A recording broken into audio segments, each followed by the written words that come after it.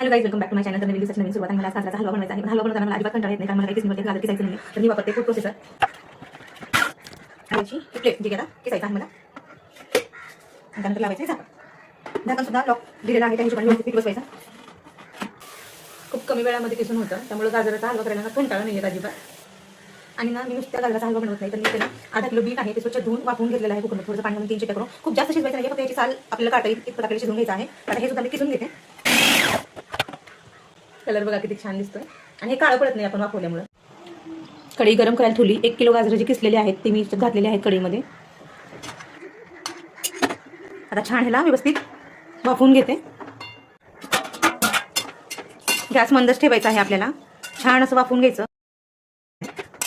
खूप छान याचा सुवास येतो आणि गाजर छान वाफले की हलव्याची टेस्ट सुद्धा खरंच खूप छान लागते. तर आता आपल्याला ह्याच्यामध्ये घालायचं आहे आपण हे जे बीट घेतलं होतं ते घालायचं. छान मिक्स करून घेऊया.